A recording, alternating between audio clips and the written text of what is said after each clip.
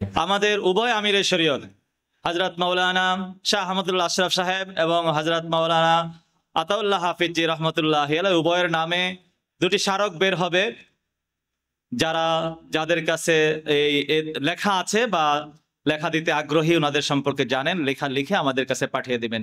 এই পর্যায়ে আমাদের সামনে আলোচনা রাখবেন বাংলাদেশের বিভিন্ন দুর্যোগপূর্ণ মুহূর্তে যে আলেম জীবন বাজি রেখে নেমে যান রাস্তায় অসহায় মানুষের পাশে, আত-তাকওয়া ফাউন্ডেশনের পরিচালক মাওলানা গাজী ইয়াকুব সাহেব। তিনি আমাদের মরহুম আমিরে শরীয়তের অত্যন্ত স্নেহভাজন ছিলেন।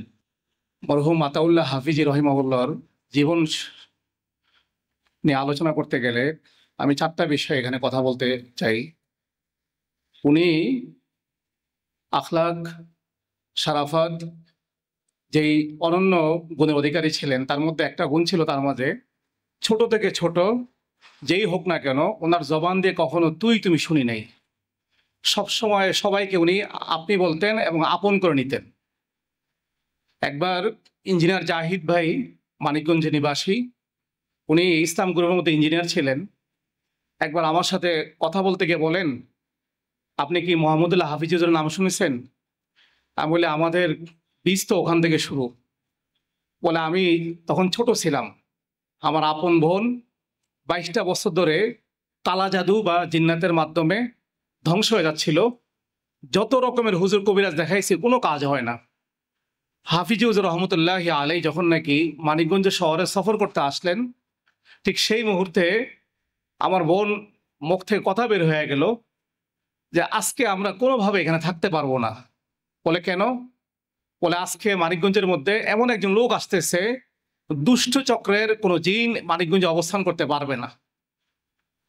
বলে, কামরাঙ্গীর থেকে মোহাম্মদুল্লাহ হাফিজি নামে একজন আলেম আসবে, তিনি আইসা এখানে অবস্থান করবেন, আমরা একদিনের জন্য হলে এখান থেকে চলে যেতে হবে। ইঞ্জিনিয়ার জাহিদ সাহেব কথাটা বলতেছেন আর আমি কান পেতে শুনতেছিলাম। পরবর্তীতে কি হলো, বা আমার বোনকে তার সামনে বহুত কষ্টে নিয়ে যাওয়ার পরে উনি বলে দিলেন, তোমরা যে আজকে এখান থেকে চলে গেছো তা না, আমার কানে যেন আর কখনো না আসে যে তোমরা তাদেরকে ক্ষতি করার জন্য আবার কামরাঙ্গীর চলে আসছো, বাড়িগুজ্জে আসছো। তারই সন্তান মাওলানা আতাউল্লাহ হাফিজি, ওনার মুখ থেকে আমি একবার শুনছি, যখন নাকি আপনার কারণ বাজার আম্বরশাহ মসজিদে প্রায় এসে যেতাম, যে ইউসুফ বিন নূরি রহমতুল্লাহ আলাই আমাকে নিয়ে রমজান মাসে কখনো আব্বার কাছে ছাড়তেন না। আমি তারাবি পড়াইতাম, আল্লামা ইউসুফ বিন নূরি রহমতুল্লাহ আলাই আমার পিছনে তারাবি পড়তেন। এক রমজান মাসে আব্বাজান আমাকে কামরাঙ্গীর নুরিয়াতে নিয়ে আসবে ইসলামী তাআল্লুকাতের জন্য, কিন্তু আমার কাছে আব্বার কাছ থেকে অনেকটা ছিনিয়ে নেওয়ার মতো হযরত শামসুল হক ফরিদপুর রহমতুল্লাহ আলাই ডিরেক্টলি একেবারে গহ্বরডাঙ্গার সেই পল্লিগায় নিয়ে গেছেন, আমি নামাজ পড়াবো, হুজুর নামাজ পড়বেন। আতাউল্লাহ হাফিজি জীবন কর্ম নিয়ে অনেক কিছু আলোচনা হয়। মাওলানা হাবিবুল্লাহ মিয়াজি ভাইয়ের যে রুমটা টিনসের এখানে থাকতো, একদিন উনি উজুখানার দিকে আমার হাতটা টান দিয়ে বলতেছে, আপনি আমাকে অনেক ঘৃণা করেন, অনেক কারণে আমার সাথে একমত হতে পারেন না। তাই বললাম, না, আমি তো আপনাকে ঘৃণা করি না। বলে, আমি কেন এই মহিলার কাছে যেতে হয় এবং বসতে হয় আপনি জানেন? জামাত ইসলামের শুরু থেকে শেষ পর্যন্ত সামনের সারি যে লোকগুলোকে একেবারে ফাঁসির মঞ্চে ঝুলে দেওয়ার ইচ্ছা, ঠিক আমাকেও পাকিস্তানে পড়ালেখা করার কারণে যুদ্ধ অপরাধী নাম দিয়ে সেখানে ঝুলে দেওয়ার ইচ্ছা ছিল। আমি এই জিনিসটা থেকে বেঁচে থাকার জন্য বিভিন্ন এজেন্সি আমাকে উৎসাহ দিত যে আপনি আর কিছু না হোক ম্যাডামের সাথে সম্পর্কটা রাখেন, তাহলে আপনাকে ফাঁসির জড়িত ঝুলতে হবে না, যুদ্ধ অপরাধী হিসাবে আপনাকে সাব্যস্ত করা হবে না। মাওলানা আতাউল্লাহ হাফিজি হিকমত অবলম্বন করার কারণে আমাদের অনেকের আদর ইসলাম থেকে বঞ্চিত হয়েছিলেন। কিন্তু আল্লাহ পাকের কাছে মাপ চাই এবং ওনার সন্তানদের কাছে মাপ চাই যে একটা সময় ওনার অবস্থান না করার কারণে আমরা না আসার কারণে উনি অনেক কষ্ট পেয়েছিলেন। আল্লাহ পাক আতাউল্লাহ হাফিজি রহিমাহুল্লাহকে জান্নাতি চাদরে ঢেকে রাখুন। হযরত হাফিজুর রহমতুল্লাহ আলাইহি রেখে যা আমানত, এই মাদ্রাসা, এই দল, এই সন্তানাদির উজ্জ্বল ভবিষ্যৎ কামনা করি। এখন আমাদের সামনে আলোচনা রাখবেন হেফাজতে ইসলামের কেন্দ্রীয় সাংগঠনিক সম্পাদক মাওলানা মুফতি বশিরুল্লাহ সাহেব। আমরা সবাই কয়েকটি কথা একমত যে আল্লামা আশরাফ আলী থানভী রহমাতুল্লাহ আলাইহি ছিলেন মুজাদ্দিদ, ছিলেন মুসলিহি উম্মত, এটার মধ্যে সবাই আমরা একমত। আর এই কথা আমরা সবাই একমত, হযরত থানভী রহমাতুল্লাহ আলাইহির খলিফা হাফিজুর রহমাতুল্লাহ আলাইহি তিনিও ছিলেন মুজাদ্দিদ, তিনিও ছিলেন মুসলিহে উম্মাহ। 70-71 যুদ্ধের পর বাংলাদেশের ওলামা একরাম সবাই ঘরেই ঘোষণাসীন ছিলেন, খানকাতে ঘোষণাসীন ছিলেন, মাঝা মসজিদ দিয়ে ব্যস্ত ছিলেন, ময়দানে আসার কারো সাহস ছিল না। হাফিজ হুজুর রহমাতুল্লাহ আলাইহির তওবার ডাক দিয়ে খানকাসীন পীর ওলামাদেরকে ঘর থেকে খানকার থেকে নামে রাস্তাত নামিয়েছেন। সেই বহির প্রকাশ আজ বাংলাদেশের ওলামা একরাম ময়দানে মঞ্চে আজ বহুত কিছু আমরা করতেছি, সবটুকু হলো হাফিজ হুজুর রহমাতুল্লাহর অবদান। হাফিজ হুজুর রহমাতুল্লাহ যেমন মুজাদ্দিদ ছিলেন, ঠিক তদ্রূপ ভাবে আতাউল্লাহ হাফিজ হুজুরের ভিতরে আমি সেই মুজাদ্দিদীয়দের এক রুশনি আমি দেখেছি নিজ স্বচক্ষে। সেটা হলো এই, যখন করোনা ভাইরাসের কথা সারা পৃথিবী ছড়িয়ে পড়লো, বাংলাদেশও লকডাউন হইল, হওয়ার পরে ঘর বৈঠক হয়ে গেল, মসজিদে যাওয়ারও নিষেধাজ্ঞা আসলো। এমনকি বাংলাদেশের শীর্ষ ওলামা একরামও ফাউন্ডেশনে বসা 3 ফুট দূরে 5 ফুট দূরে মসজিদে দাঁড়ানোর ফয়সালা করে আসলেন। তখন এই আতাউল্লাহ হাফিজি রহমাতুল্লাহ আলাইহি তিনি সর্বপ্রথম তিনি এর বিরুদ্ধে ইনি এক ফতোয়া একটা তৈরি করলেন। ফতোয়া তৈরি করার পর তিনি ওলামাদের মুফতিদের সমর্থন চাইলেন। এই মুজিবুর রহমান হামিদি সাহেব ইনি ফোনের মাধ্যমে আমার সাথে যোগাযোগ করলেন। তা আমি বললাম, সারা জিন্দেগি যে আকীদা বিশ্বাস নিয়ে আমরা ছিলাম, এখনো আমরা সেই আকীদা বিশ্বাসে আছি। ছোঁয়াছুঁই রোগ বলতে পৃথিবীতে কিছু নাই, ইসলামের সাথে এটা সাংঘর্ষিক কথা। যদি করোনা যদি মহামারী ছোঁয়াছুঁই রোগী হইতো, না ছুঁইলে রোগ হয় না। নবী ছেলের ভিতরে আমেরিকান নেভি ছেলে যারা ছিল সমুদ্রে থাকে, তাদের ছোঁয়াছুঁই নাই, তারা আক্রান্ত কিভাবে হলো করোনার দ্বারায়? মহাশূন্যে জানে যারা ছিল তারা আক্রান্ত কিভাবে হলো? পৃথিবীর থেকে বিচ্ছিন্ন হওয়ার পরে বোঝা গেল রোগ দেয় আল্লাহ পাক, এটা ছোঁয়াছুঁই রোগের কোনো ক্ষমতা নাই। সাধারণ পরে আমি থাকি, আমি দেখেছি আক্রান্ত হয়েছে করোনা রোগে, এক আক্রান্ত রোগিয়া হয়েছে, তার আত্মীয় স্বজন তার সাথে খেদমত করেছে, তারা আক্রান্ত হয় নাই। ছোঁয়াছুঁই হওয়ার পরেও রোগে আক্রান্ত হয় নাই, ছোঁয়াছুঁই ছাড়াও আক্রান্ত হয়েছে। অতএব ইসলামের শাশ্বত বাণী সঠিক। আর এই ফতোয়া প্রথম চালু করেছেন আতাউল্লাহ হাফিজি সাহেব রহমতুল্লাহ আলাইহি। অতঃপর নুসরত কাসিমি সাহেব 75 আমাদেরকে নিয়ে ফতোয়া জারি করেছেন। অতএব জাতির কান্তি লগ্নে ঈমান আকীদার প্রশ্নে হাফিজি হুজুর রহমতুল্লাহ সাহেব দাদা আতাউল্লাহ হাফিজিকে আমি নির্ভীকভাবে এই ফতোয়া চালু করতে দেখেছি। অতএব আল্লাহ পাক যদি কবুল করে একটা ফতোয়ার মাধ্যমে আল্লাহ পাক ওনার দরজা কত বলন্দ, আমি তখনই চিন্তা করেছিলাম হাফিজ হুজুর রহমতুল্লাহ সাহেব দাদা তার দ্বারাই সম্ভব হয়েছে জাতি এবং সারা পৃথিবীর বিরুদ্ধে ফতোয়া চালু করার। অতএব হাফিজ হুজুর রহমতুল্লাহ যারা উত্তরসূরি যারা এখন আছেন, তাদেরকে আমরা বলবো আপনার সামনে গিয়ে যান। তবে একটা কথা মনে রাখতে হবে, তো একিলা তেরে দুশ্মন সাইকরো ये बे ना देख কুওয়াতে হক पर নজর রাখ আপনি কমজোরি না দেখ। হক সত্য সামনে নিয়ে সামনে চলবেন, ডান বাম না দেখে আপনি এগিয়ে যান। জাতি আপনাদের অবশ্যই পিছিয়ে ছিল, সামনেও থাকবে। হযরত মাওলানা খুরশেদ আলম কাসেমি, মুফাসসিরে কোরআন হযরত মাওলানা খুরশেদ আলম কাসেমি সাহেব এখন আপনাদের সামনে আলোচনা রাখবেন। আসলে হযরত আতাউল্লাহ শাহ আতাউল্লাহ হাফিজি রহমতুল্লাহ আলাইহির সাথে খুব বেশি সম্পর্ক আমার ছিল না, তবে দিল থেকে মোহাব্বত আমিও করতাম, উনিও করতেন। মূল সম্পর্ক ছিল হযরত হাফিজ হুজুর রহমতুল্লাহ আলাইহির সাথে। উনি যখন খেলাফত তওবার রাজনীতির ডাক দিয়েছেন, তখন আমরা ছাত্র নোয়াখালী আমানতপুর মাদ্রাসায় পড়ি, পুরা জওয়ান। এক লাভ দিছি, জমিন থেকে 3-4 হাত উপরের দিকে উঠছি, বট গাছের ছায়া তলে আসেন সবাই দলে দলে। ওই আমাদের এলাকার একজনে বলছিল বট গাছের ফাতা নাই, হাফিজ হুজুরের মাথা নাই। এটা একজনে বলছে, পরে আমরা চিনি আমাদের এলাকারে। আল্লাহরে কি দয়া, ও বোবো হয়ে গেছে। আমরা বলছি বট গাছের ছায়া তলে আসেন সবাই দলে দলে, ওকে বট গাছের পাতা নাই, হাফিজ হুজুরের মাথা নাই। এর বেশি দিন না, 2-4 দিন পরে বোবা হয়ে গেছে।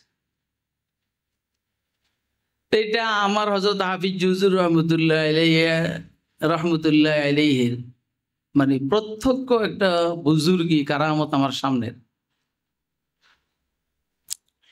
তো ওনার সাহেবজাদারা কেমন হবেন এটা আর ওয়াজ করে বুঝাইবার দরকার নেই। ছোট্ট একটা শব্দ আমি কোরআন শরীফের থেকে বলছি, মিনাইয়ি শাইইন খালাকা মিন নুতফাতিন খালাকা। একটু চলে যাই বুখারী শরীফের দিকে। আল করিম ইবনুল করিম ইবনুল করিম ইবনুল করিম ইউসুফ ইবনু ইয়াকুব ইবনে ইসহাক ইবনে ইব্রাহিম। স্বাভাবিকভাবে বুজুর্গের করে বুজুর্গ হয়, বুজুর্গের করে বুজুর্গ হয়। অস্বাভাবিক হইলেও ভালোর ঘরে খারাপ হয়, খারাপের ঘরে ভালো হয়, এটা অস্বাভাবিক। স্বাভাবিক হইলেও বুজুর্গের করে বুজুর্গ, বুজুর্গের করে বুজুর্গ, বুজুর্গের বুজুর্গ। যেমন ইউসুফের আব্বা হযরত ইয়াকুব, ইয়াকুবের আব্বা হবে ইসহাক, হযরত ইসহাকের আব্বা ইব্রাহিম। উজাইরের দিকে দেখলে দেখবেন আশেকের আব্বা মুবারক করি, মুবারক করে আব্বা শামসুলক, শামসুলকের আব্বা হইলো কারি ইব্রাহিম সাহেব কুদ্দুস আছেন। এইখানেও দেখবেন হাফিজ হুজুর রহমতুল্লাহ আলাইহির এখন ফুতি যারা এরা চলছে, এরাও নেককার, বাপও নেককার, দাদাও নেককার, ফিজাও নেককার। আসলে শাহ আব্দুল আজিজ মুহাদ্দিস দেহলভী রহমতুল্লাহ আলাইহি তাফসীর ফাতুল আজিজের মধ্যে লিখছেন নুতফার একটা দাম আছে। মিনাইয়ি শাইইন খালাকা মিন নুতফা কেন পড়ছি? নুতফার একটা দাম আছে, শুক্রাণুর একটা দাম আছে। হালাল শুক্রাণুর থেকে সন্তান হালাল হয়, উল্টা পাল্টা শুক্রাণুর সন্তান উল্টা পাল্টা হয়, একটু বেশ কম হয়। ইদিল মারউলাম ইউখলাক সাঈদান তাহাইয়ারাত উকুলু মুরাব্বিহি ওয়া খাবাল মুআম্মিলু ফামূসা আল্লাযী রাব্বাহু জিবরিলু কাফিরু ওয়া মূসা আল্লাযী রাব্বাহু ফিরআউনু মুরসালু। এটা খুব কম হয়। মূসাকে লালন পালন করেছেন ফিরআউন ও আল্লাহর পয়গম্বর। সামিরি মূসাকে লালন পালন করেছে জিবরাইল ও হইছে মুনাফিক। এগুলো খুব কম হয়, কিন্তু স্বাভাবিক হইল আল্লাহওয়ালার করে আল্লাহওয়ালা। এবার হইল শাহ আতাউল্লাহ হাফিজির কথা। ওনার সাথে আমার সম্পর্ক খুব কম ছিল, মহব্বত করতাম দূরের থেকে, কাছে আসার সুযোগ পাই নাই, এটা আমার বদনসিব। হযরত শেখুল হাদিস আল্লামা আজিজুল হক সাহেব রহমতুল্লাহ আলাইহির সহধর্মিণী অর্থাৎ মাওলানা মাহফুজুল হক এবং মামুনুল হকের আম্মা যেদিন ইন্তেকাল করছেন, মোহাম্মদপুর 7 মসজিদ চত্বরে জানাজা হয়েছে। জানাজা শাহ আতাউল্লাহ হাফিজি উনিও তাশরিফ নিয়েছেন। আমি ওনাকে এক কারণে দুলাভাই বলতাম। তা আমার একটা মেজাজ আর কি, মজাকি মেজাজ, এটা আল্লাহ আমার দিছেন কি ভালোর জন্য দিছেন না খারাপের জন্য দিছেন আমার জানা নাই। দুলাভাই বলতাম। উনি এই শব্দের উপরে খুব খুশি, উনি আমার দুলাভাই, মানে আমি ওনার শালা। আর আমিও খুশি উনি আমার দুলাভাই। ওনারা আমি আমার বাসায় দাওয়াত দিছি, জোহরের নামাজের পরে জানাজা হয়েছে বাসায়, আমার বাসায় আমার সাথে খানাটা উনি খাবেন। বাসাটা কাছে, উনি আজ যাইতে পারেন নাই, ওজোর খাই করছেন, উনি যাইতে পারেন নাই। তা আমি একটা চালাকি করছি। কি চালাকি? মৌলবীরা বখিল হয়, আমিও এর ব্যতিক্রম নয়। তারপরে সাহস করে আমার পকেটের থেকে আমি 500 টাকার নোট একটা বাইর করছি। বাইর করে ওনার হাতে দিয়ে বললাম, আপনি যেহেতু আমার বাসায় খাবেন না, তো এটা আপনার হাদিয়া। যেটা আমার বলার উদ্দেশ্য, এটা আপনারা কিভাবে নিবেন আমার জানা নেই। আমার বলার উদ্দেশ্য হলো উনি আমার এই 500 টাকা নিয়ে উনি ওনার মাথায় রাখছে। আপনারা কি আমার কথা বুঝছেন? ওনার মতো মানুষ 500 টাকায় মাথায় নেওয়ার তো দরকার নেই। উনি আমার 500 টাকা নিয়ে মাথায় রাখছেন, অর্থাৎ এটা উনি ওনার জন্য বরকত মনে করছেন উনি, আর আমাকে উনি সাহস যোগাইছেন যে আপনি বিশাল একটা হাদিয়া আমার দিছেন। এটা হইল তাওয়াজু। মান তাওয়াজা লিল্লাহ রাফাহুল্লাহ ফাহুয়া ফি নাফসিহি হাকির ওয়া ফি আইয়ুনিন নাস কাবীর ওয়া মান তাকাব্বারা ওয়াদাআহুল্লাহ ফাহুয়া ফি নাফসিহি কাবীর ওয়া ফি আইয়ুনিন নাস হাকির।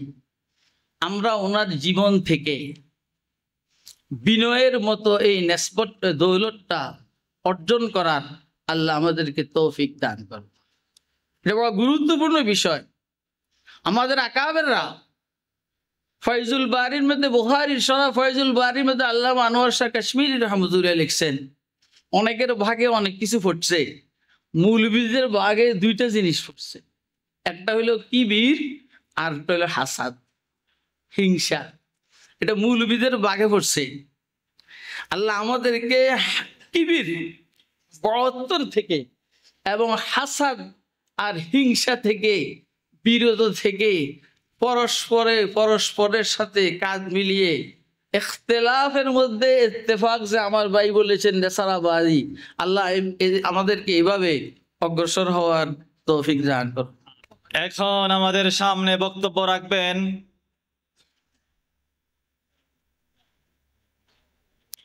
এনসিপি জাতীয় নাগরিক পার্টির কেন্দ্রীয় সংগঠক মাওলানা সানাউল্লাহ খান।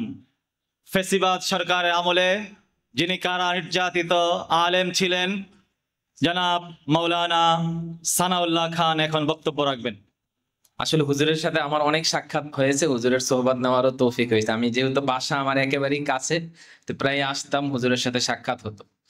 তো ছোটদের সাথে যে হুজুরের যে আচরণ, আসলে আমি অভিভূত হয়েছি। হুজুরের সাথে সাক্ষাৎ করতে আসলেই কখনো এমন হয় নাই এক হাত দিয়ে মুসাফা করছে। সবসময় দেখতাম হুজুরে আসলেই 2 হাত দিয়ে মুসাফা করা এবং মুখে হাসি থাকা। এই যে ছোটদের থেকে একজন অনেক বড় মাপের আলেম, বড় মাপের হাস্তির কাছ থেকে এই আচরণ পাওয়া, সেটা আমাদের জন্য, বিশেষ করে আমার জন্য অনেক বড় শিক্ষা। আরেকটি হলো যে আমি ওনার নাতিতুল্য বয়সী একজন ছোট মানুষ। হুজুরের কাছ থেকে কখনোই তুমি বা তুই শব্দ শুনি নাই কখনো। আপনি কেমন আছেন, এবং মেহমানদারির যে আচরণ এবং একজন মেহমান হিসেবে সর্বোচ্চ সম্মান, সর্বোচ্চ ইজ্জত দেওয়ার যে একটা সিফত আল্লাহ পাক হুজুরের ভিতরে দিয়েছেন। এবং আরেকটি হলো কোরআন তেলাওয়াত। এগুলো তো আমরা সবাই জানি, এগুলোই আমি আবার বলতেছি। আমি ছোট হিসেবে এবং আমাদের জেনারেশনের যারা আছে, আমরা আল্লাহর কাছে দোয়া করি হুজুরের যে এই আখলাকে হাসানা, আখলাকে কারিমার এই যে সিফত, বৈশিষ্ট্যগুলো আমাদের সকলের মাঝে দান করুন, এবং হুজুরের কবরকে আল্লাহ পাক জান্নাতুল ফিরদাউসের উচ্চ মাকাম নসিব করুন। নাওয়ারাল্লাহু মারকাদাহু ওয়া জাআলাল জান্নাতা মাসওয়াহু। এখন আমাদের সামনে বক্তব্য রাখবেন বাংলাদেশ নেজামে ইসলাম পার্টির সিনিয়র সহসভাপতি জনাব হযরত মাওলানা আব্দুল মাজেদ আথারি। ব্রিটিশ শাসনের সমাপনী পর্যায়ে এসে উপমহাদেশ যখন নতুন আরেকটা ফ্যাসিস্ট শক্তির কবলে পড়তে যাচ্ছিল,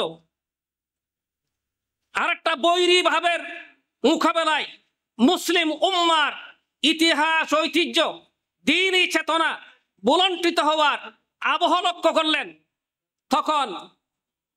তখনকার সময়ের গোটা মুসলিম বিশ্বের অন্যতম রাহাবর হযরত আশরাফ আলী থানভী রহমতুল্লাহি আলাইহি ওই পাকিস্তান, পশ্চিম পাকিস্তান, তখনকার সময়ে পূর্ব পাকিস্তান, এই দুইটা দেশকে কেন্দ্র করে মদিনার আদলে মহান আল্লাহ রাব্বুল আলামিনের পবিত্র দ্বীন ইসলামের আদর্শ বিশ্বনবী সাল্লাল্লাহু আলাইহি ওয়াসাল্লামের অনুসৃত পন্থা অবলম্বন করে একটি স্বতন্ত্র মুসলিম রাষ্ট্র গড়া পত্তনের স্বপ্ন দেখে মাঠে পয়গাম ছড়িয়ে দিলেন। অনেক লম্বা ইতিহাস, সেদিকে না গিয়ে আজকের যে বাংলাদেশ, এই বাংলাদেশে সেই স্বপ্নের আলোকবর্তিকা হিসাবে হযরত থানভী রহমতুল্লাহ আলাইহের দুইটা বাহু ছিল। আপনারা ইতিহাস যারা জানেন, মুরব্বীদের সোহবত যারা লাভ করতে পেরেছেন, আপনারা বারবার শুনছেন। এক বাহুর নাম হযরত মাওলানা আতাহার আলী রহমতুল্লাহি আলাই, আর এক বাহুর নাম হযরত হাফিজ হুজুর রহমতুল্লাহি আলাই। এই দুটি নক্ষত্রকে হযরত থানভী রহমতুল্লাহ আলাই এই বাংলাদেশের তৌহিদি জনতার, এই ভূখণ্ডের মুসলিম জনসত্তার ইতিহাস ঐতিহ্য রক্ষা করার জন্য ওনারা দুজনকে হযরত থানভী রহমতুল্লাহ আলাই তৈরি করে থানুবান থেকে এই বাংলাদেশে প্রেরণ করেছিলেন। আমরা ইতিহাস ভুলে যাই, আমরা মূল স্রোত দ্বারা থাকা সত্ত্বেও পিছনের কাতারে থাকতে স্বাচ্ছন্দ্য বোধ করি। ইতিহাস ঐতিহ্যকে সামনে রেখে এগিয়ে যাবার পালা ছাড়া আমাদের কোনো রাস্তা নেই। আমি স্মৃতিচারণ করতে গিয়ে থানভী রহমতুল্লাহ আলাইহির এই উপমাটা উপস্থাপন করলাম এই কারণেই, ওনাদের দৃষ্টিভঙ্গিটা কি ছিল। 80-র দশকে হযরত হাফিজ রহমতুল্লাহ আলাইহি ডাক দিলেন তওবার, রাজনীতি পরিবর্তনের, দেশের পরিবর্তনের, শাসন পরিবর্তনের, তাগুতের হাত থেকে, কবজা থেকে মুসলিম উম্মাকে, বাংলাদেশকে উদ্ধার করার জন্য তৌহিদি জনতার কাছে ডাক দিলেন। ইতিহাস অনেক লম্বা। সেই সময় 80-র দশকে আমি বাংলাদেশ ইসলামী ছাত্র সমাজের কেন্দ্রীয় মহাসচিব, আজকের ধর্ম উপদেষ্টা আফমা খালিদ ভাই সভাপতি, আমরা দুইজন হাফিজ হুজুরের কাছে আসার সুযোগ পেয়েছিলাম সম্মিলিত সংগ্রাম পরিষদ গঠন করার কারণে। সেই দৃষ্টিভঙ্গি থেকে বলতে চাই, হাফিজ হুজুর ছিলেন মাঠের লড়াকু সিপাহ সালার। হাফিজ হুজুরের ছেলে হযরত শাহ আহমদুল্লাহ আশরাফ, উনিও সিপাহ সালার। শাহ আতাউল্লাহ ইবনে হাফিজ রহমতুল্লাহ আলাইহি উনিও সিপাহ সালার। আজকে যারা আছেন উনারও সিপাহ সালার। আমি সামনে তরুণ যারা আছে তোমাদের বলতে চাই, যারা ছাত্র এখন, তোমরা আতাউল্লাহ ইবনে হাফিজ রহমতুল্লাহ আলাইহির আদর্শ, ইতিহাস, ঐতিহ্য, প্রেরণা, চিন্তা, চেতনা লালন করার জন্য প্রস্তুত আছো কিনা? আল্লাহ পাক রব্বুল আলামিন স্মৃতিচারণ ওইটাই। থানভী রহমতুল্লাহ আলাইহি চিন্তা চেতনার দর্শনের সম্পদ ছিল আতাহার আলী হাফিজি এবং হযরত হাফিজির চিন্তা চেতনার দর্শন আহমদুল্লাহ শাহ আতাউল্লাহ ইবনে হাফিজি এবং আজকে যারা উনার বংশধর উনারাই। সুতরাং এই দেশে ইসলামকে বিজয়ের আসন সমাসীন করার জন্য হাফিজ হুজুরের রাস্তার বিকল্প নাই। আল্লাহ রাব্বুল আলামিন আমাদেরকে হাফিজ হুজুরের চিন্তা চেতনা লালন করে আতাউল্লাহ ইবনে হাফিজের অসমাপ্ত কাজকে সমাপ্ত করার তৌফিক দান করুন। এখন আপনাদের সামনে গুরুত্বপূর্ণ আলোচনা পেশ করবেন ফরিদাবাদ মাদ্রাসার মুফতি হযরত মাওলানা মুফতি এমাদউদ্দিন সাহেব। যদিও আজকের এই দোয়া মাহফিল, স্মরণ সভা, স্মৃতিচারণ সভা শাহ আতাউল্লাহ ইবনে হাফিজি হুজুর রহমতুল্লাহ আলাইহি, কিন্তু সত্যিকার কথা বলতে গেলে হযরত তার বাবা হাফিজিকে বাদ দিয়ে কথা বলা যাচ্ছে না। তার বড় ভাই শাহ আহমদুল্লাহ আশরাফকে বাদ দিয়ে কথা বলা যাচ্ছে না। কেমন যেন এই আয়াতের মিসদাক ওয়া কানা আবুহুমা সালিহা, এই দুইজনের বাবা, দুই হুমা। আচ্ছা, আমি মনে করতেছি আজকের জন্য এই হুমার মার্জা হইল শাহ আহমদুল্লাহ আশরাফ আর আতাউল্লাহ হাফিজি রহমতুল্লাহ আলাইহি। হুমা, তাদের দুইজনের বাবা ছিলেন বড়ই নেককার বুজুর্গ আদমি। হ্যাঁ, বাবার আলোচনা করতে গেলে, সন্তানের আলোচনা করতে গেলে বাবার আলোচনা চলেই আসে। জন্য আমি আজকে হযরত হাফিজি হুজুর রহমতুল্লাহ আলাইহি, হযরত শাহ আহমদুল্লাহ আশরাফ রহমতুল্লাহ আলাইহি, শাহ আতাউল্লাহ হাফিজি রহমতুল্লাহ আলাইহি, ওনাদেরকে খুব বেশি কাছে থেকে দেখার সুযোগ হয় নাই। আমরা একরকম ছোটও ছিলাম, দূরেও ছিলাম, এবং আসলে প্রত্যক্ষভাবে কোনো সংগঠনের সাথে আমি জড়িতও না, এই জন্য খুব বেশি কাছে আসার সুযোগ হয় নাই। তবে এতটুকু, আমাদের আতাউল্লাহ হাফিজি হুজুর রহমতুল্লাহ আলাইহির কাছে উনি শেখুল ইসলাম আল্লামা শাহ আহমদ শফি রহমতুল্লাহ আলাইহির খলিফা ছিলেন। আর আমি হাসা হামদুল্লাহ আশরাফ রহমতুল্লাহ আলাইর ইসলাহি মাহফিল হতো বার্ষিক ফরিদাবাদ মাদ্রাসায়। সেই ইসলাহি বার্ষিক মাহফিলের নাজেম ছিলাম আমি। ওই সুবাদে বারবার হুজুরের সাথে আমার সাক্ষাৎ করতে হতো, বারবার এই হুজুরের সাথে আমার সাক্ষাতের প্রয়োজন পড়তো, হুজুরের সাথে যোগাযোগ করার প্রয়োজন পড়তো। আর হুজুরকে দেখেছি এত বড় হাস্তি হয়েও বারবার আমাকে ফোন দিয়ে জানতে চাইতেন সেটা কবে হবে, কখন থেকে শুরু হবে, হযরত কবে আসবেন। এরপর আমার জানা মতে একটা ইসলাহি মাহফিল শেখুল ইসলাম আল্লামা আহমদ শফির একটা ইসলামী মাহফিল শাহ আতাউল্লাহ হাফিজি মিস করেন নাই। প্রত্যেকটা ইসলাহি মাহফিল উনি গেছেন। আর গিয়ে যে ওখানে খুব বড়দের কাছাকাছি গিয়ে বসে থাকছেন তা না, দূরে দূরে থাকতেন। উনি আমার কামরায় বসে থাকতেন, আমার রুমে বসে থাকতেন। ওই বড়দের কাছে, বড়দের যেখানে বড়রা থাকতেন ওখানে খুব কম যাইতেন। নিজেকে খুব এতেই বোঝা যায় যে নিজেকে খুব বেশি মুতাওয়াদা, খুব বেশি তাওয়াজু ছিল। এই জন্য আলহামদুলিল্লাহ আমরা আজকে বলবো, আজকে শেষ করতে এইটুকুই, খুব বেশি কথা বলবো না, সময় কম। হাফিজ হুজুর রহমতুল্লাহ আলাইহি এদেশে ইসলামী রাজনীতির বীজ বপন করেছেন। বাস আর কিছু বুঝি না। এদেশে খেলাফতেই থাকবে। যতগুলো ইসলামের নামের যতগুলো সংগঠন আছে সবগুলোর বুনিয়াদ, মূল গুড়া হলো খেলাফত আন্দোলন। সবগুলোর গুড়া খেলাফত আন্দোলন। কুল্লু শাইইন ইয়ারজিউ ইলা আসলিহি, সব গুড়ার দিকেই ফিরে আসতে হবে। মা সালুহা হাযিহিল উম্মাহ ইল্লা বিমা সালুহা বিহিল আখরুনা। আগের পূর্ববর্তীরা যেভাবে যে পদ্ধতিতে ইসলাহ হয়েছেন, পরবর্তী জেনারেশন ইসলাহ হতে হলে পদ্ধতি সেটাই অবলম্বন করতে হবে।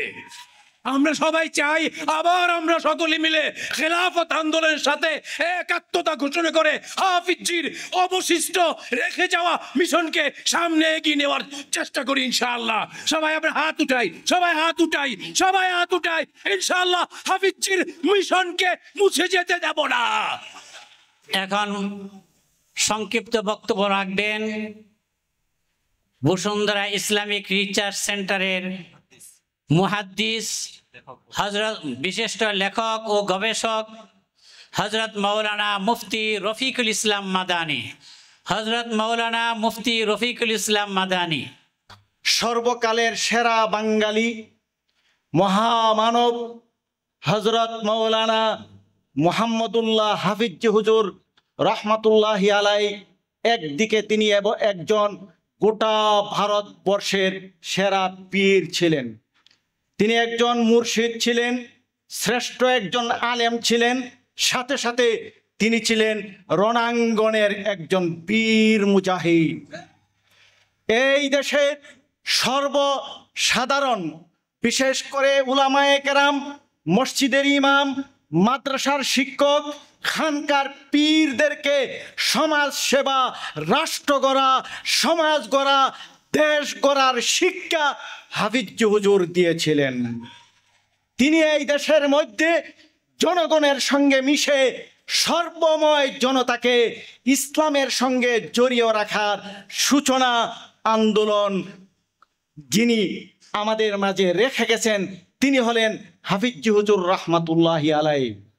তিনি তার সন্তানদেরকে ঠিক এভাবেই গড়ে তুলেছিলেন। বিশেষ করে শাহ আতাউল্লাহ হাফিজি রহমাতুল্লাহি আলাইহির সঙ্গে আমার কয়েকবার দেখা হয়েছে।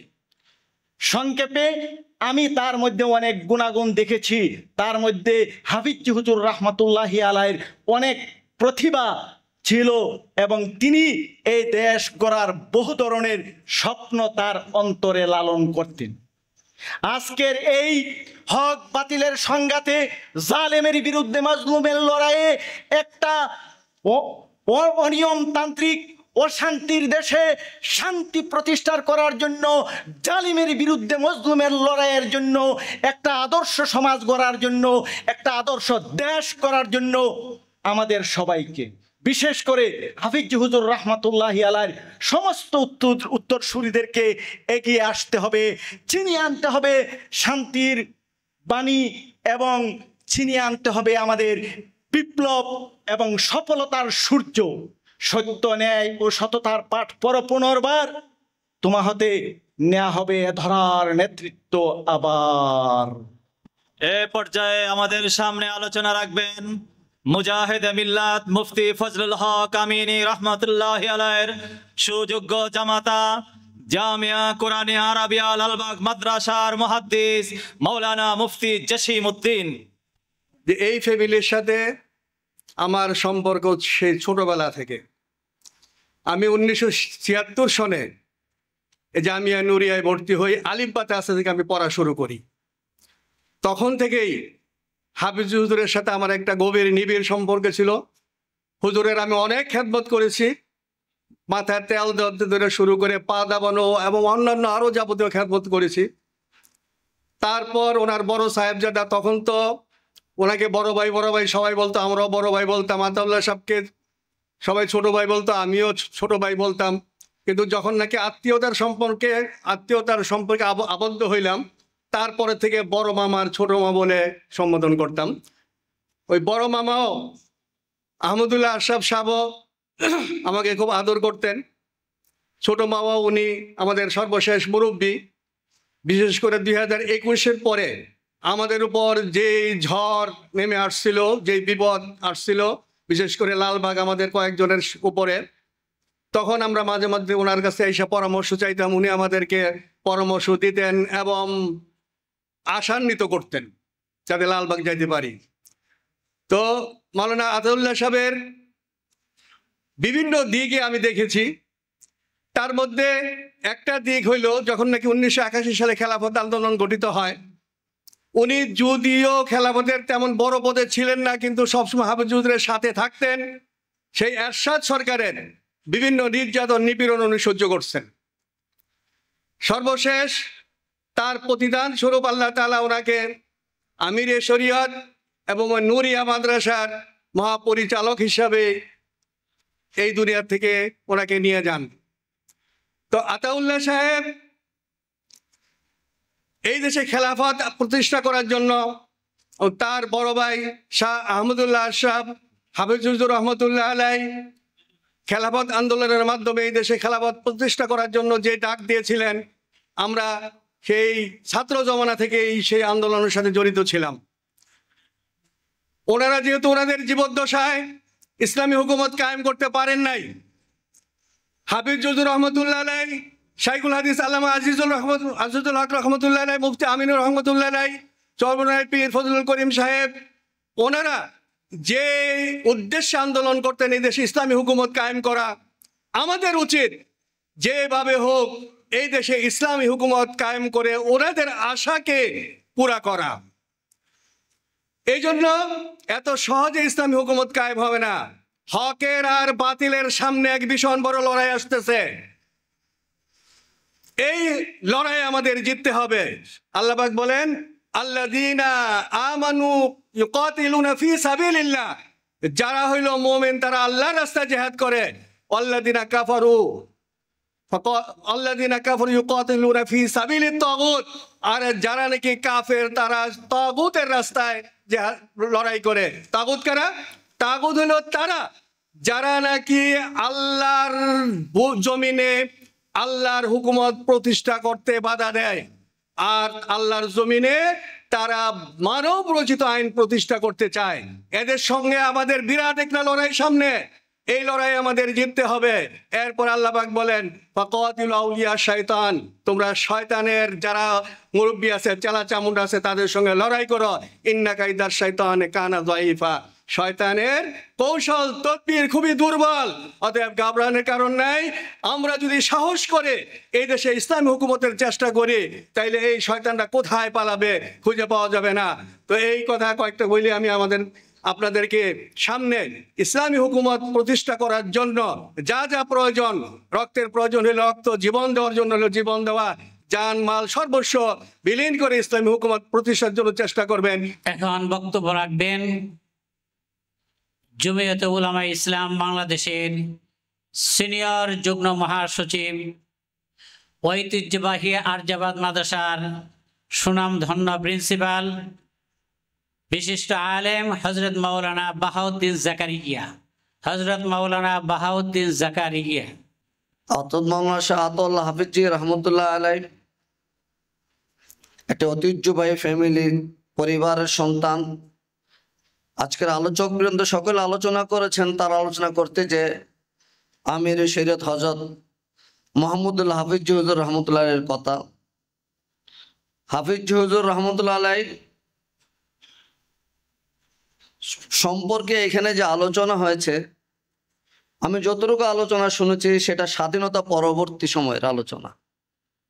কিন্তু হাফিজ হুজুর রহমতুল্লাহ আলাই বাংলাদেশে তার যে অবদান, কর্মতৎপরতা সে ব্রিটিশ আমল থেকে, বিশেষ করে ঢাকা শহরে বা বাংলাদেশে মাদারিসে কওমিয়ার জাল বিস্তারে এবং মাদারিসে কওমিয়া প্রতিষ্ঠার পিছনে যে সমস্ত বুজুর্গ উলামায়ে কেরামের অবদান ছিলেন, তার মধ্যে অন্যতম ছিলেন হযরত হাফিজ হুজুর রহমতুল্লাহ আলাই, অন্যতম ছিলেন হযরত মাওলানা শামসুল হক ফরিদপুরি রহমতুল্লাহ আলাই, অন্যতম ছিলেন হযরত পীরজি হুজুর রহমতুল্লাহ আলাই।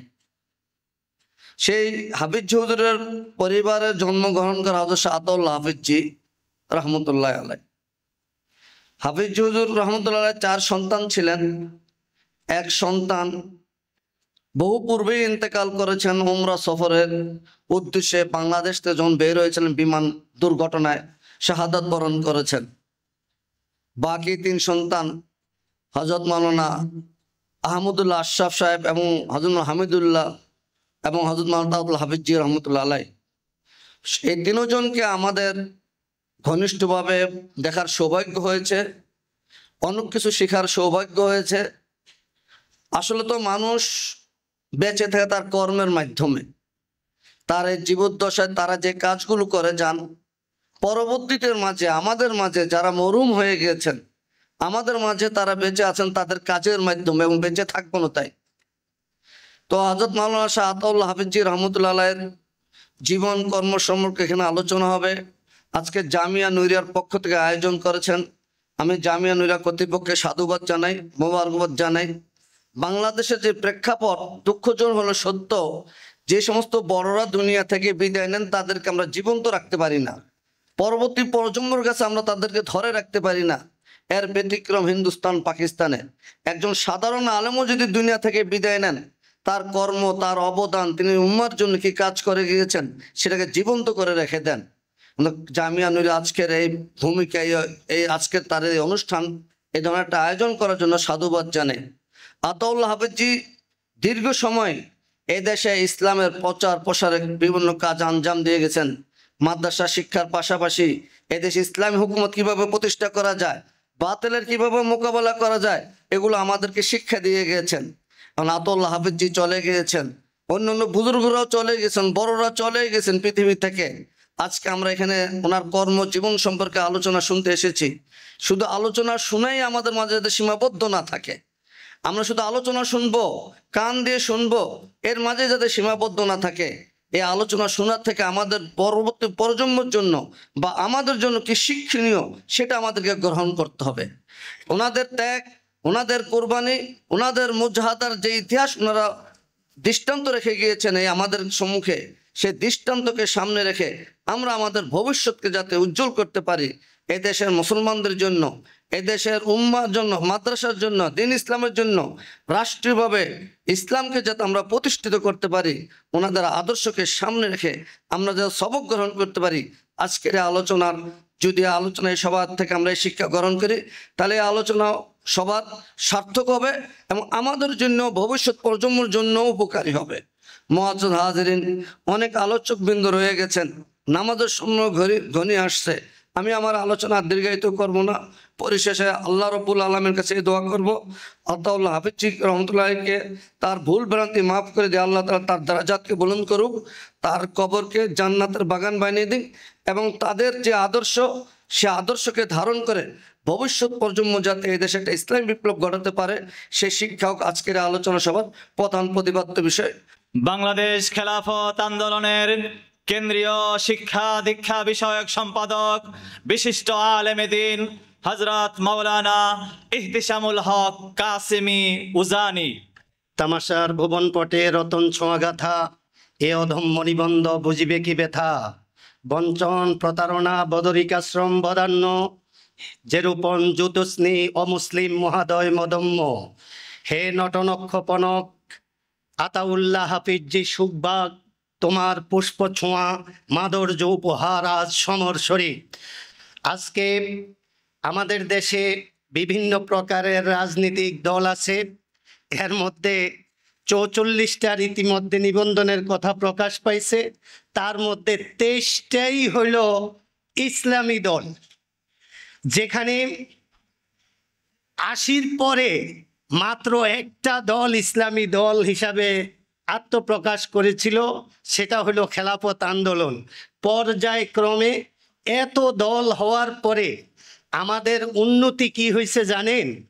আমাদের উন্নতি হয়েছে, আমরা একবার দেই নৌকারে ভোট, একবার দেই ধানেরে ভোট, একবার দেই লাঙ্গলেরে ভোট, শেষ পর্যন্ত একবার দিছি কুড়ালেরে ভোট। কুড়াল পর্যন্ত ভোট দেওয়া আমাদের শেষ। আমাদের দেশে আমরা ভোট দেওয়ার জন্য এমন এমন নেতা বাহির করি, যেই নেতাদেরকে ইমামতি দেওয়া তো দূরের কথা, কোথাও একটা আজান দেওয়ার জন্য সাধারণভাবে যদি আমন্ত্রণ জানানো হয়, কোনো নেতা দিতে পারবেন না, এরকম নেতাদের পিছনে আমরা দৌড়াই এবং তাদেরকে নেতা বানাইয়া আমরা রাজনৈতিক প্রচারণা করি। কেন? 23টা ইসলামী দল থাকার পরেও আমাদের কি নেতার অভাব পড়ছে যে আমরা বাইরে বাইরে ঘুরতে হবে? এরপরে কথা হলো হযরত হাফিজি হুজুর রহমতুল্লাহ আলাইহি, আরে আমাদেরকে জান্নাত থেকে বাহির করে দেওয়া হয়েছে, কিন্তু আমাদেরকে আবার জান্নাতে যাওয়ার কথা বলা আছে না? তো যাইতে হইলে কিভাবে চলতে হইবে এই পথ দেখানো আছে না নাই? তো যদি এক দলের থেকে আমরা বাইর হয়ে আসি, আমাদের অরিজিনাল দল কোনটা, ওই আসল মূল কি ভুলে গেলে চলবে? আসল মূল ভুলার কোনো সম্ভাবনা নাই। সময় অল্প, আমি শুধু এতটুক আপনাদেরকে আহ্বান জানাবো, এখন যদি আপনারা রাজনীতি করার একটা সুযোগ এবং দেশে ইসলামী হুকুমত কায়েম করার জন্য এই সুযোগ কাজে না লাগান, আবার যে কোন ফ্যাসিস্ট আমাদের উপরে আল্লাহ নাজিল করব, এটা আল্লাহ পাক ভালো জানেন। এটা আমাদের তখন কর্ম বল হবে। আওয়ামী লীগের দোষ দিলে হবে না, অমুক দলের দোষ দিলে হবে না, এটা আমাদের দোষ।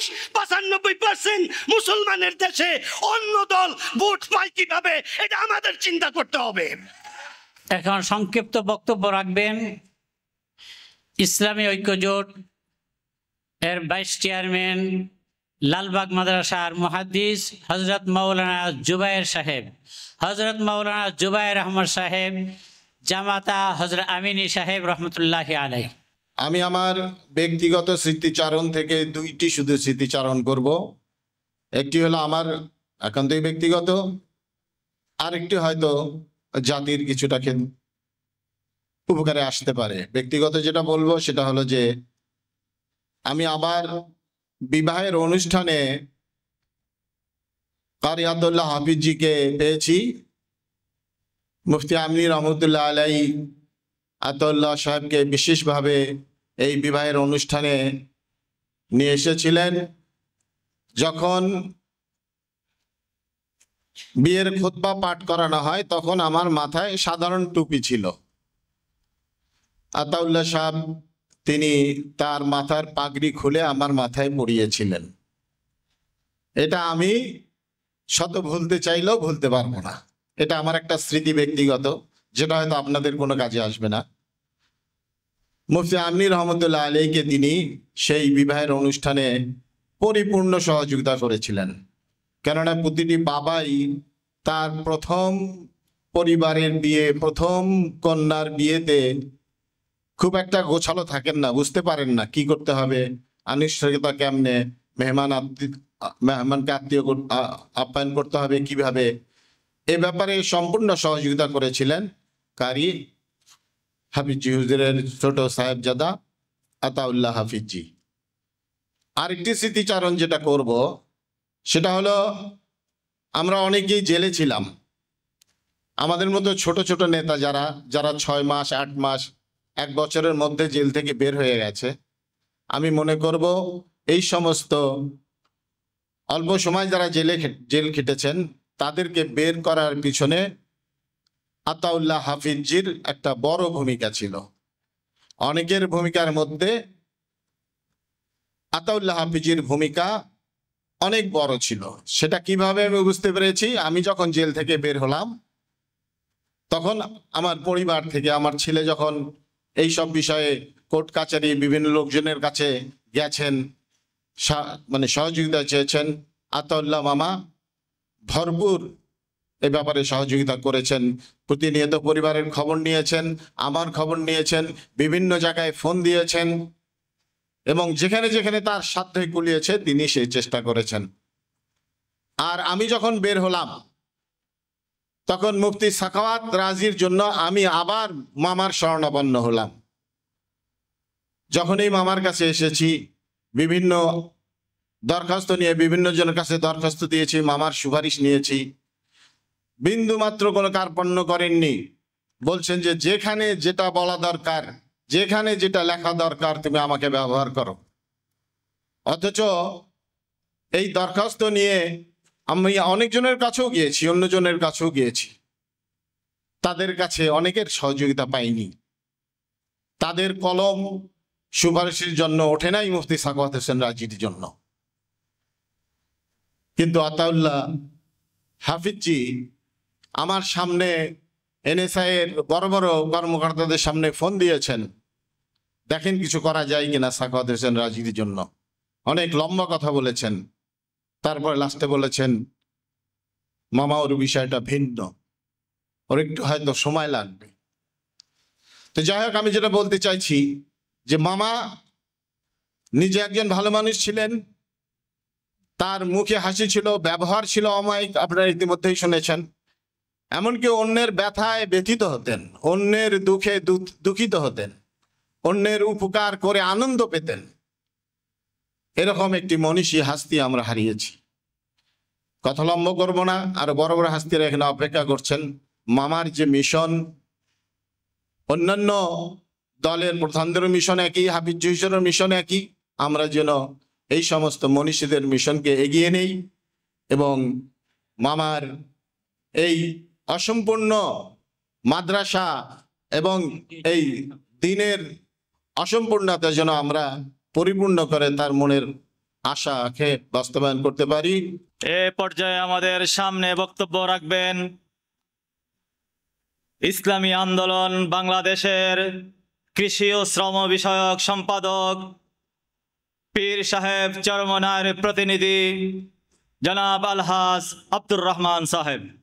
আমি এই মাদ্রাসার পাশে ওই যে 6 তলার বিল্ডিংটা আমার, যে কোনো বিষয়ে আমি আসতাম। বিশেষ করে আমাদের আমির শরীয়ত এখন হাবিবুল্লাহ মিয়াজি সাহেব, ওনার সাথে আমার অনেক ভালো সম্পর্ক এবং উনি তো আমাদের আত্মীয় এখন। যাই হোক, উনি খুব বিনয়ী ছিলেন। আমার এই ফ্যাক্টরি এখানে গার্মেন্টস ছিল, উদ্বোধনের জন্য ওনাকে বললাম যে পীর সাহেব চরমনে এখানে আসবে, আপনার যেতে হবে। আমার শরীরটা বেশি ভালো না, তারপরে ইনশাল্লাহ যাব। উনি গেছে। ওনার সম্বন্ধে অনেক কিছু বলার আছে, যেহেতু সময় সংক্ষিপ্ত। উনি আসলে একটা আতঙ্ক ছিলেন, বাতিলের আতঙ্ক ছিলেন এই দেশে। কোনো নাস্তিক মুরতাদরা যদি কোনো কিছু করত, বিশাল বড় মিছিল নিয়ে বের হয়ে যেত। এই কামরাঙ্গীরচরে অনেক ওসির সাথে আমি আলাপ করছি। কই ভাই, এদের ভয় করে, এরা যে মিছিল নিয়ে বাইর হয় এদের ভয় করে। আমি আরেকটি কথা বলতে চাই, আমাদের পীর সাহেব রহমতুল্লাহ, ফজলুল করিম রহমতুল্লাহ যখন দল করে আমরা আন্দোলনের দল করার জন্য অনেক লোকেই বলছে উনি রাজনীতি করে কেন। আমি অনেক জায়গায় উপমা দিচ্ছি যে হাফিজুর রহমতুল্লাহ নির্বাচন করলেন কেন? দিন প্রতিষ্ঠার জন্য আল্লাহ পাক বলছে, উনি জেহাদ করে গেছেন। ওনার জানাজায়ও ছিলাম আমি ঈদগাহ ময়দানে, দেখেছি, শুনেছি কথা। আলহামদুলিল্লাহ, আমরা দোয়া করি আল্লাহকে ওনাকে উঁচু মকাম যেন দান করে এবং সর্বোচ্চ আল্লাহ পাক যেন ফয়সালা করে দেয়, সমস্ত ভুল ত্রুটি ক্ষমা করে দেয় যেন, এবং ওনার দলকে যেন আল্লাহ আগিয়ে নেয়। আমরা এই দোয়া করছি। মোহতারাম হাজিরিন, এই পর্যায়ে আপনাদের সামনে বক্তব্য রাখবেন খতমে নবুয়ত বাংলাদেশ, খতমে নবুয়ত আন্দোলন বাংলাদেশের মোহতারাম আমির মজলুম কারাবন্দি আলেম মাওলানা নূর হুসাইন নুরানি। এটা বাংলাদেশের মাটি, মানুষ সবাই জানে, স্বীকার করতেই হবে। বাংলাদেশে ইসলামী রাজনীতির পথিকৃৎ হলেন হাফিজ হুজুর রহমতুল্লাহ। কিন্তু একটা কথা, আমি আলহামদুলিল্লাহ এখানে অনেক ইসলামী দলের প্রতিনিধি দেখতে পাচ্ছি, একটা বিষয় আমাদেরকে একটু আলাদা হতে হবে। আওয়ামী লীগের চরিত্রটা আমাদের মধ্যে ঢুকলে চলবে না। সেটা কি? তারা শুধু শেখ মুজিবের বন্দনা করে, কিন্তু তার উপরেও তো দুনিয়ার রাজনীতিতে আরো 3 জন গুরু তাদের ছিল, কাউকে তারা পাত্তা দেন না। সরওয়ার্দী সাহেবের নাম বলেন, না মোল্লা ভাসানীর নাম বলেন, না একে ফজল হক সাহেবের নাম বলেন, অথচ বাস্তবতা আমরা জানি এরাই তার রাজনৈতিক গুরু, ঠিক কিনা বলেন? তা আমাদের বাংলাদেশে অনেকগুলি ইসলামী দল হয়েছে এবং আল্লাহ চাহে তো অবস্থাটা এমন হয়েছে, এবার যদি চরিত্র ঠিক রাখতে পারি, আমরা রাজনীতির গু খাওয়ার বদভ্যাস এবার না থাকে, ইসলামী দলগুলির কোন দল ইসলাম ছাড়া রাষ্ট্র ক্ষমতা যেতেও পারবে না এবং রাষ্ট্র ক্ষমতার লাগাম এবার আমরা ধরতে পারি, যদি আমরা ঐক্যবদ্ধ থাকতে পারি, ঠিক কিনা বলে? সেজন্য আল্লাহর হস্তে বলবো, আপনাদের দল অনেক বড় হয়েছে, অনেক অনেক উন্নতি করেছেন, কিন্তু হাফিজ হুজুরের নামটা একটু বেশি উল্লেখ করেন। দিন যায়, মার্চ যায়, সভা হয়, জনসভা, নেতার এত পালিশ মালিশ, যার উসিলায় সিন্নি খাইলা মোল্লা চিনলা না। যে হাফিজ হুজুর রাজনীতিতে না আসলে আজকে চরমনাই শুধুই পীরমুরিদি করতেন, কোনোদিন রাজনীতিতে আসতেন। যে হাফিজ হুজুর রাজনীতি শুরু না করলে আজকে মামুনুল হক সৃষ্টি হতো না, আজিজুল হক সৃষ্টি হতো না। বাস্তব কথা, ঠিক কিনা বলেন? আমরা তো এই জগতে ছিলাম না। হাফিজ হুজুর আমাদেরকে খানকা থেকে, মাদ্রাসার দর্শ থেকে রাজপথে শিখিয়ে গেছেন, এটাও তোমাদের কাজ। সেজন্য আল্লাহর হস্তে সব দলকে বলবো, আর কেন করবেন না? আরে হাফিজ হুজুর, তার জীবন ইতিহাস আমি বলবো না, বলার সময় নেই। এক কথায় শেষ, হাফিজ হুজুর আর সদস্য হুজুর এই জমিনে কিয়ামতের আগে আর হবে কিনা আমার জানা নাই, ঠিক কিনা বলেন? যেই দল, যেই সংগঠন এই 2 জন মনীষীর জীবন চর্চা বেশি করবেন কর্মীদের মাঝে, সেই দল, সেই সংগঠন তত বেশি উন্নতি করতে পারবে। আমি শাহ আতাউল্লাহ হাফিজ হুজুর রহমতুল্লাহ আলাইহি সম্পর্কে এটুকুন শুধু বলবো, কুতুবে আলম কা লড়কা কুতুবে আলম হি হোতা হ্যায়। ওনার সবচেয়ে বড় কারামত হলো শারাফত। আমরা দেশি বিদেশি রাজনীতির অঙ্গনে সেই 40-45 বছর আগে হাফিজ হুজুরের বটগাছ থেকে যেহেতু আমরা লড়ি, রাজপথের সংগ্রাম, আন্দোলন, এগুলোই তো আমাদের ইতিহাস। বাংলাদেশ, পাকিস্তান, ইন্ডিয়া 3 দেশের মূল রাজনীতি যারা করেন, আল্লাহ পাক সবার সাথে বসার, তাদের অনুষ্ঠানে যাওয়ার তৌফিক আমার হয়েছে।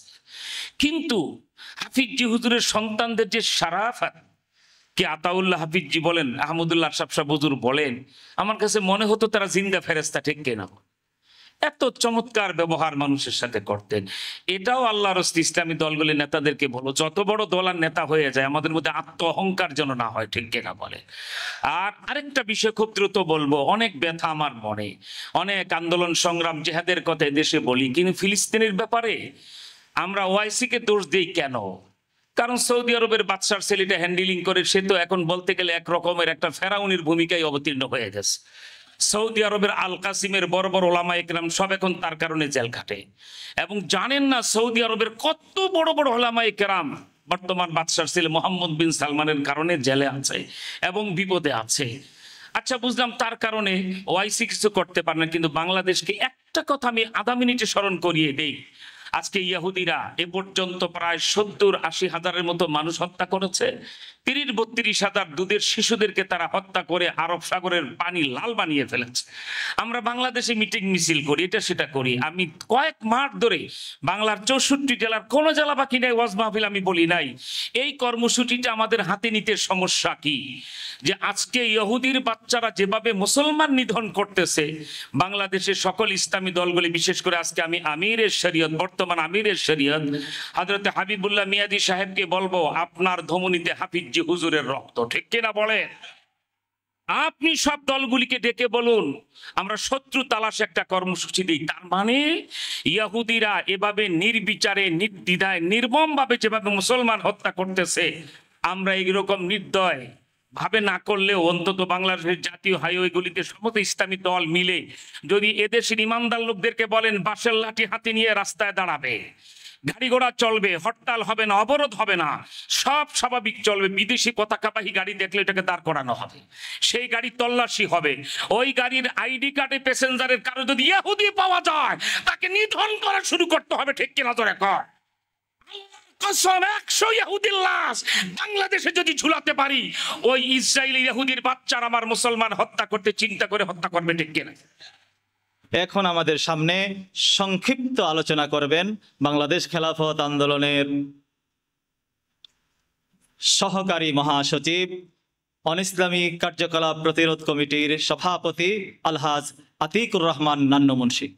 আমার শায়েখ মোর্শেদ পিসাব চরমনে, তো ওনার মৃত্যুর সময় দেখছে আকাশ কান্তি, গুড়ি গুড়ি বৃষ্টি শুরু হয়ে গেল। আতুল্লাহ হাফিজ সাহেব যখন মারা গেল, তখনও দেখছি সমস্ত আকাশটা একটা মেঘচ্ছন্ন হয়ে গেল। আল্লাহর কুতুবরা মরলে এই অবস্থাই হয়। আল্লাহ যেন তাদের দলে তাদের কথা মতন আমাদের চলার তৌফিক দান করে। আপনাদের সামনে আলোচনা রাখবেন বাংলাদেশ খেলাফত আন্দোলনের যুগ্ম মহাসচিব জনাব রুকনুজ্জামান রুকন। আতাউল্লাহ ইবনে হাফিজ হুজুর রহমতুল্লাহ আলাইহির সাথে আমার যে সম্পর্ক ছিল, এটা আমাদের সানাউল্লাহ ভাই বলতেছিলেন যে আপনার সাথে তো আমার আব্বার সাথে সম্পর্কটা কি ছিল। হজরত আতাউল্লাহ সাহেব প্রতি সপ্তাহে অন্তত 2-3 দিন আমার বাসায় যেতেন। এরকম সম্পর্ক আমার সাথে ছিল শক্ত। আমি দোয়া করি আল্লাহ পাক ওনাকে সহ আমাদের যারা চলে গেছেন সবাইকে বেহেশত নসিব করুক।